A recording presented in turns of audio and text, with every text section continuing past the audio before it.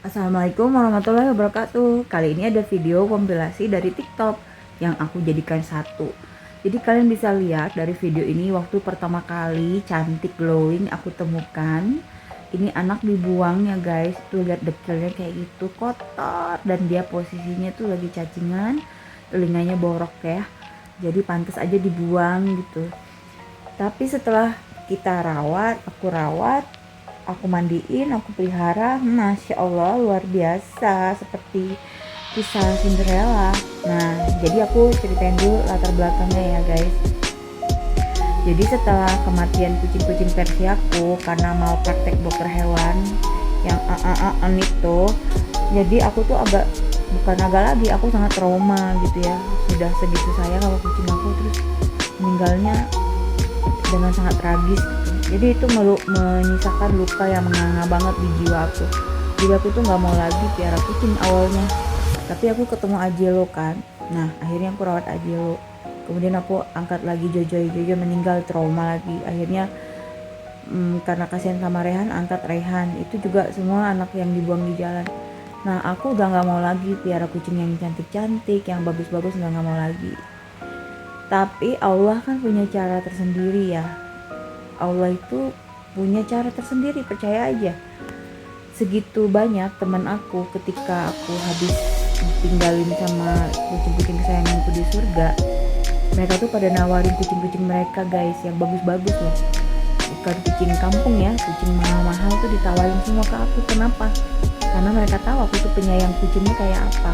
Jadi mereka percaya banget sama aku gitu, bakalan bener gitu melihara. Jadi mereka tuh nggak ragu-ragu gitu pada mau ngasihin kucingnya. Tapi terus terang aja aku bilang aku masih trauma gitu kan, belum lukanya tuh belum bisa diatasin gitu saat itu, karena bener-bener berturutan gitu waktunya gitu ya, dan kisahnya tuh bener-bener belum bisa aku ceritain di sini lah setragis apa gitu. Jadi aku tuh bener-bener trauma banget. Nah aku udah tolak-tolakin tuh, dan teman-teman aku tuh ngerti gitu ya kenapa aku nolak, karena sebenarnya aku udah nggak mau lagi, bener-bener nggak mau lagi deh piara yang cantik-cantik yang bagus-bagus tuh udah nggak mau lagi. Soalnya kalau pas pergi tuh bukan gak ridho ya, karena kan ada kasusnya ya, bukan meninggal biasa gitu. Kalau meninggal biasa paling nangisnya juga dan nangis sebulan seminggu paling gitu. Kalau ini mah sampai kapanpun kayaknya masih nangis aja gitu sampai sekarang kalau ingat lagi.